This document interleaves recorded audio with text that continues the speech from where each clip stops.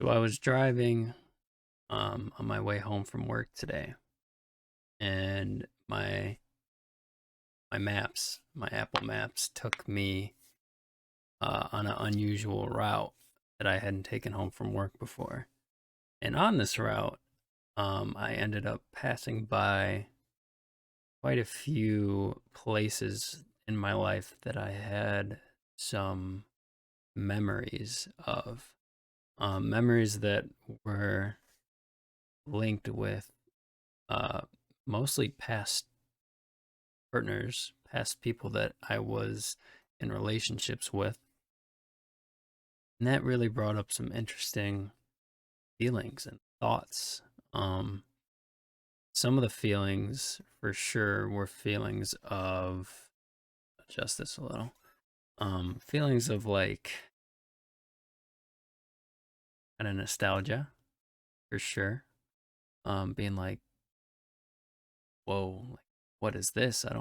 I remember this, but I haven't been here in so long. And just a lot of mixed feelings. Kind of, yeah, I don't know. Nostalgia is weird like that. It can kind of, it doesn't necessarily have a positive connotation, doesn't necessarily have a negative connotation, but it's its own feeling almost. Um, at least in some context, there can be good nostalgia, bad nostalgia, sad nostalgia, happy nostalgia. I do believe that it has some leanings at times, depending on the context. But, anyways, yeah, I was driving home and I was starting to feel those things. Um, and ironically enough, I was driving past one place and I was trying very hard to remember who I had been here with, been at that place with before, whether it was a date that I had went on with someone or uh, yeah, like if I was trying to remember if I was there with a long-term partner that I had been with, or if I would had been there and just on a date with someone that I had shortly known for not that long. And it was almost upsetting to me how I couldn't recall who exactly I was there with because I'm like, wasn't that person important? Like what weren't they important to a degree that I should be able to remember that I went there with them? And I do remember at least that it wasn't like some super significant day and like I felt so like connected to it. Otherwise, I think I would remember it as you do with like super emotionally charged moments and memories of your life. But even then, I think some things get swept under the rug for whatever reasons. But anyways, yeah, I was that kind of led to a whole train of thought while I was driving home of being frustrated at myself for not being able to remember and then kind of thinking to myself, well, hey, you're 24, almost 25 years old. You think you're going to probably forget some things along the way? You've almost lived a quarter of your life and you really expect to remember everything? You know? I just it almost was like laughing at my own frustration at myself because I'm like, that seems unrealistic, man. Like um you can't expect to remember every little detail in complete accuracy. That's just not the way that our memory is structured, and it doesn't have that inherent ability to recall that accurately and that much. Your brain can only hold so much accurate information. From what I've learned about like the way our brains work too, in a very small ways. Whoa, my shirt's backwards. Didn't realize that. Um, from what I've learned about it, it's like our brain likes to remember things uh in certain ways because of our almost our biases towards believing certain things and kind of just inserting little you know inserting kind of breakers to kind of not breakers, that's a weird fucking word. Inserting kind of like these blocks of information that make the most sense in order to complete the memory, even if it's not accurate at all. I remember in high school, a memory of a memory. In high school, in the psychology class, we were watching this kind of demonstration of how it was like a video or a show or something of that sort where people were trying to accurately recall what they had just witnessed, like not that long ago, to like a detective. It was a fake detective, and each of their stories of what had happened in front of them, it was like some random little scene that they created in the show, was totally different. And most of them were inaccurate to some degree. Some people were more accurate than others. Obviously, some people have better memory ability than others, which again makes me think, I'm like, maybe my memory isn't that good sometimes, but it is at times. And with certain things, I remember a lot of random fucking things, like out of nowhere. And I think we all have the ability to kind of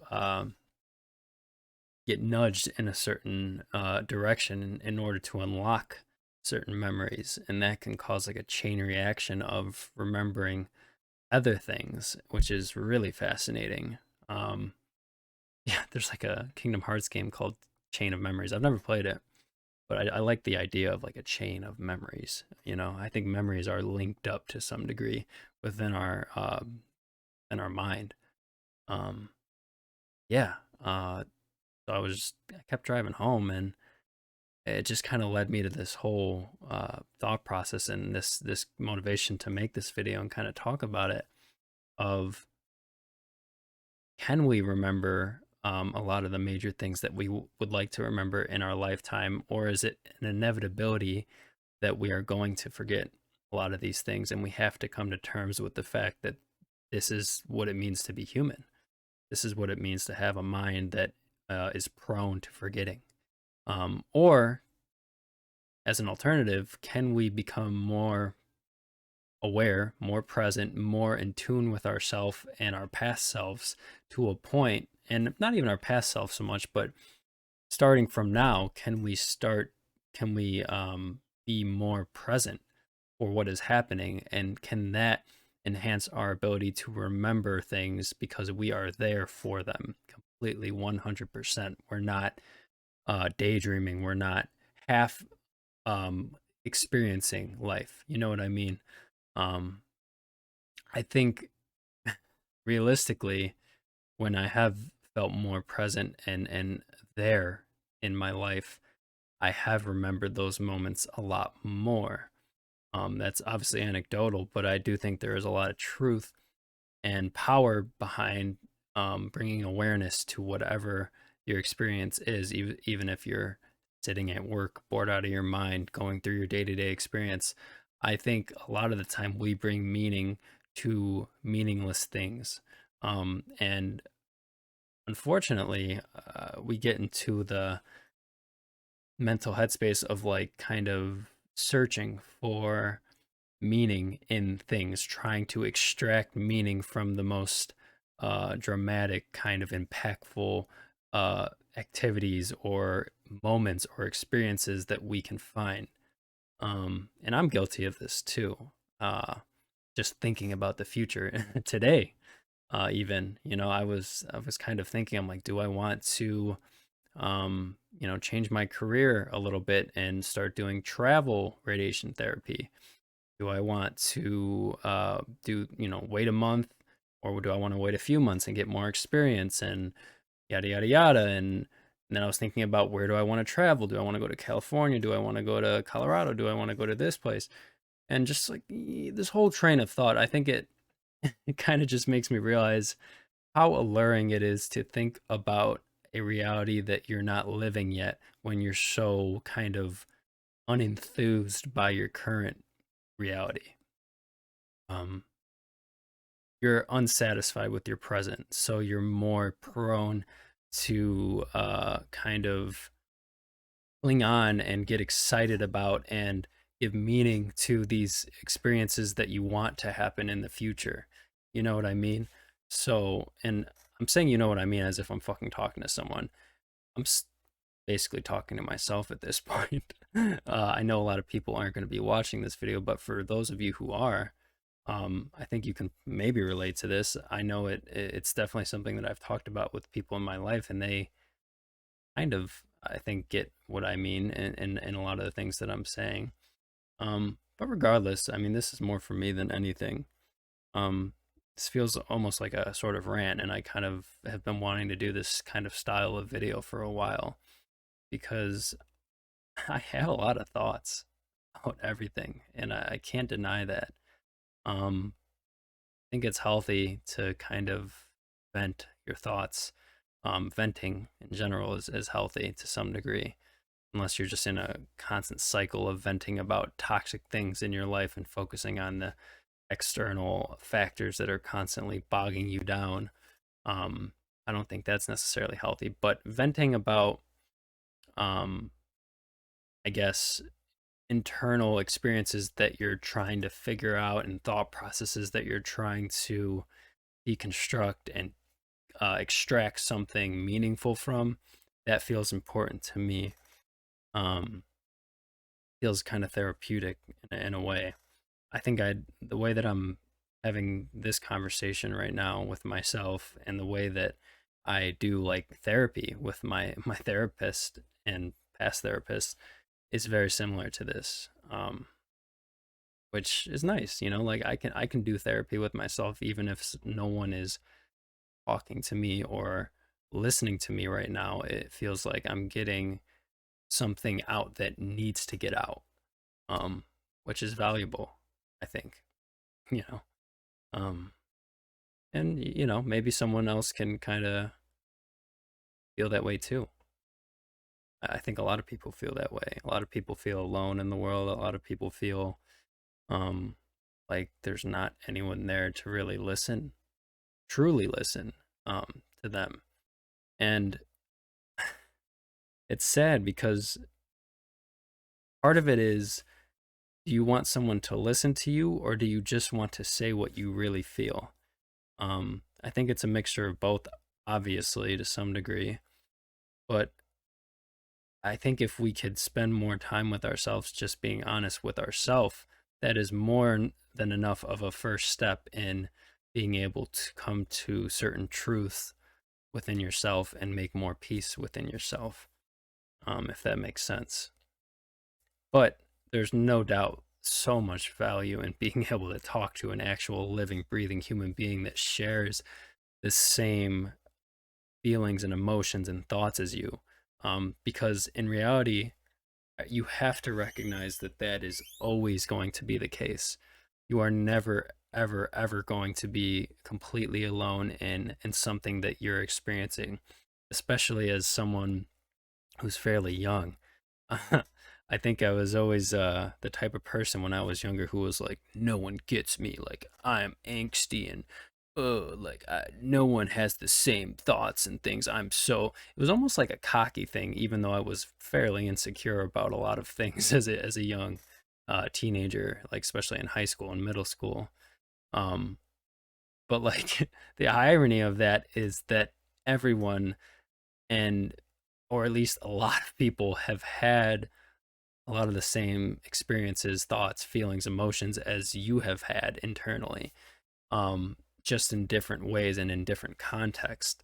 Um, so knowing that is nice, but also experiencing that with another person is like so healing because you see the direct truth of the reality that we are all connected. We are all living the same life on earth to some degree, if that makes sense. Um, there's nothing about the uniqueness of each human that makes it so different that we can't experience almost all of the same things in some capacity. Obviously, humans are unique to a very big degree in the way that their personalities are structured, in the ways that they express certain things that they're, you know, there's so many little facets of a human that are unique, yet our experience of things internally, the way that we experience life, the way that we view the world through our own eyes, um, is way more of a shared experience than I think a lot of people realize. And myself included, I think I forget this a lot, which is why I'm talking about it. Um, it's hard to remember that you're not alone. you're like, it's such a cliche thing to say, but you're never really alone, even if you are secluded in the fucking mountains with not a human within 10, 20 miles of you. You know what I mean? Um, there's probably another human in the mountains 10 with no one around them doing the same thing as you. You think you're like some unique monk? There's lots of monks out there. There's lots of people who are living a life of extreme uh, seclusion, and that's an extreme example, obviously. But for a lot of people in modern society and who are living in the modern world, who are like, oh, like I haven't seen my friends in a couple weeks, like I'm so lonely. First of all, valid emotion. I feel that everyone feels that to some degree when you're missing people and you're craving human interaction and hanging out with certain people that make you feel alive and yada yada. But at the same time, it's like, I think we can be better, maybe not better, but I think we can be ample enough um, for ourselves. We can be good enough for ourselves to sustain ourselves, just to sustain our like peace um, over time. I think we need to be a pillar of stability for our own sake, because at the end of the day, when you're lying in your bed, whether you're alone or not, um, and throughout the day too, like there are so many moments, at least for me, where I am alone physically, but also mentally, um, and spiritually. I think the internal loneliness is what a lot of people are talking about when they are say I'm lonely.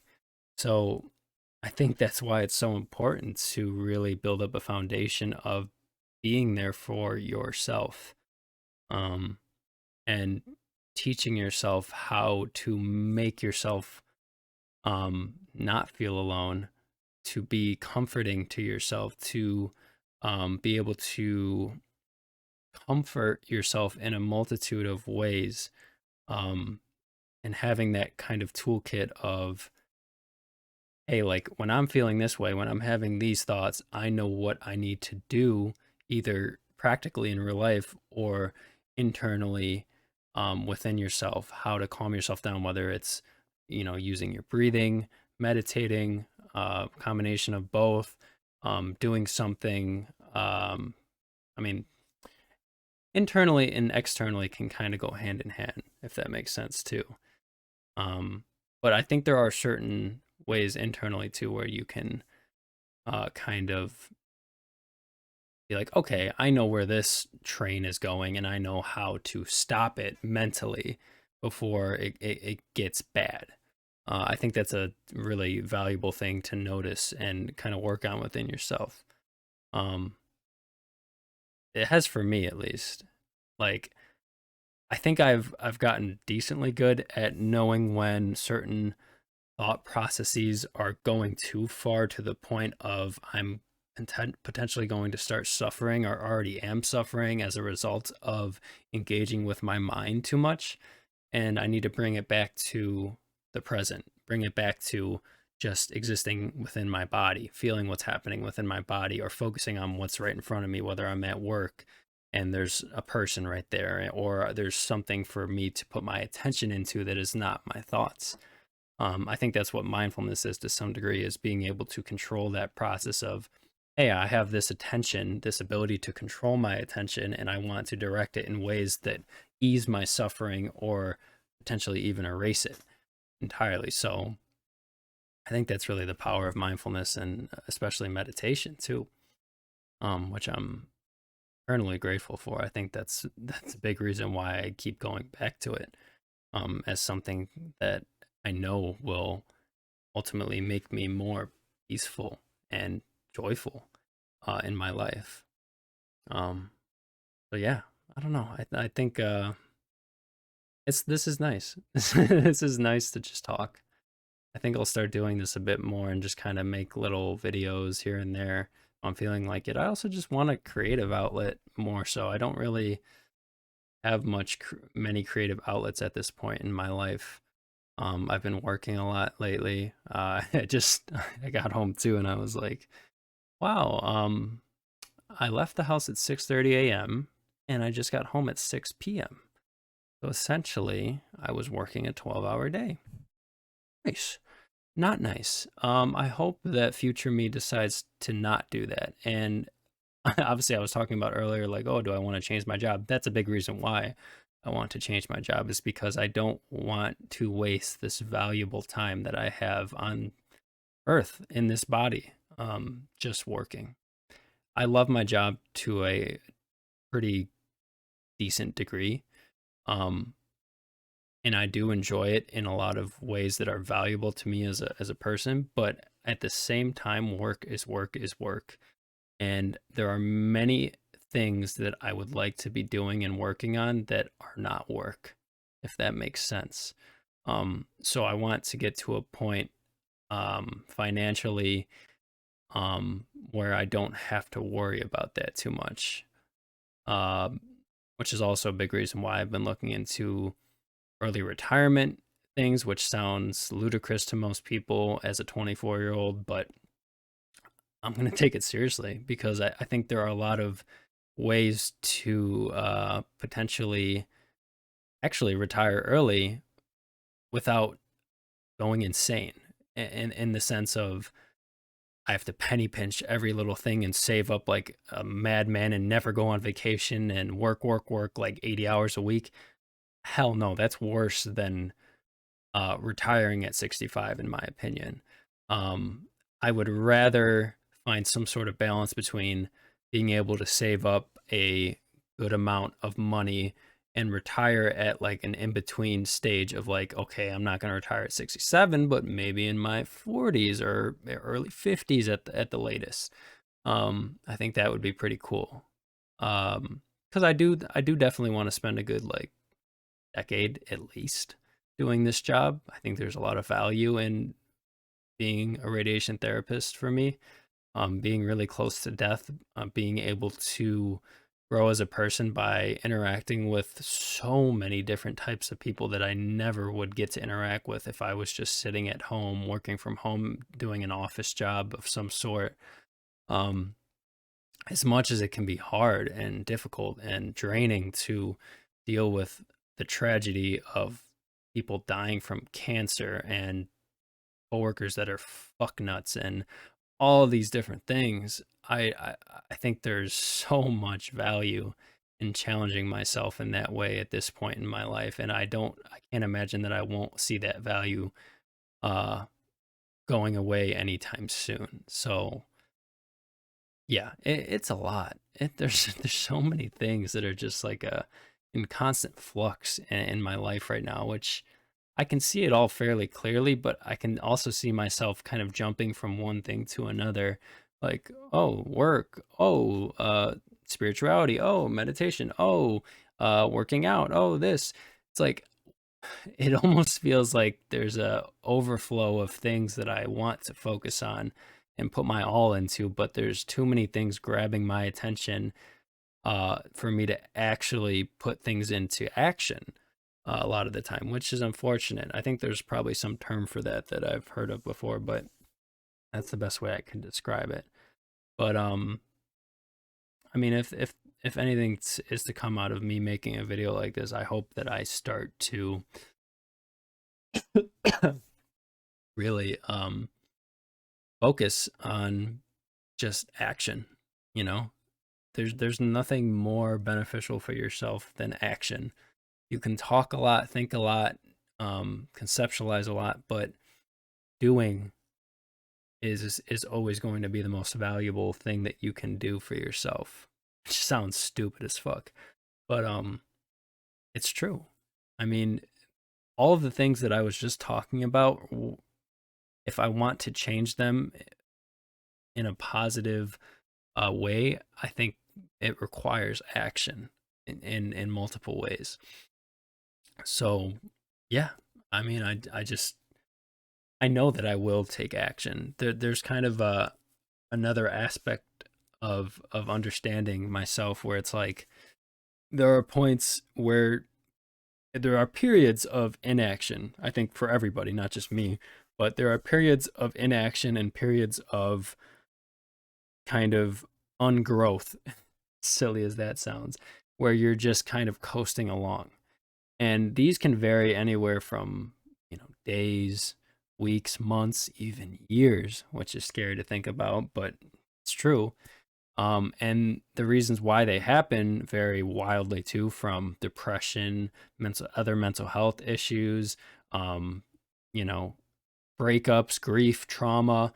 Right now, for me, it's definitely the fact that I just had a big breakup of a relationship that I was in for a year and a half. And processing that has been fairly tricky, because it was a unique situation, as it always is. And it's a uniquely difficult challenge to grieve someone in the ways that I need to grieve for this specific person. So I'm working on that. And I think working on that takes a lot of energy. And even I did say something like ungrowth, but there is something to be said about working through that process that is growth, if that makes sense. In order for you to really take the next steps, sometimes you have to take a step back and just focus on the internal processes that you're trying to kind of work through. If that makes sense. Keep saying that. I mean, whatever makes sense or doesn't make sense doesn't really matter. It's just my thoughts, if that makes sense. But I think it's just a kind of a phrase that springs to mind. I'm trying to make sense of my own mind is essentially what I'm saying. um, but yeah, I also say that a lot. But yeah, it's kind of a in between sentences kind of word. I remember I used a lot of things like that when I was did my podcast with my buddy Tyler. Shout out to Tyler if he's watching this. Um, yeah, there's a lot of ums and like and like those I forgot what the word for those words are is are is but there it is again. Now I feel like I'm going in a circle and I'm going slightly insane, so I might wrap up the video now. But I will say that this has been nice. I think I'm going to do this more as a sort of exercise in, uh, again, venting and also being creative with my own mind and kind of showing myself and other people what's going on up there. And maybe being able to look back on it will give me some insight into myself that I am craving. Because a lot of that, initially, what I was talking about with like the memory thing and not being able to remember certain things and getting frustrated at that was like, I want to be able to remember a lot of things, as much as I can, because I think there is so much value in being able to discern what was happening, what has happened in the near past, distant past, etc. There is a lot of value, but also there needs to be the balance of recognizing that trying to analyze and decipher every little thing that's happened is a pointless venture to some degree, because again, action is what truly is going to change your experience right now. And you can only take action right now, not in the past, not in the future, right now. I mean, you can in the future, but you can't be doing something. Uh, okay, I'm getting into semantics now. Get what I fucking mean. um, anyways, I hope if anyone watched this all the way through that you enjoyed my ramblings. I surely enjoyed doing the rambling. Look forward to more of these videos in the future. Um, and I'll see y'all later. Peace out.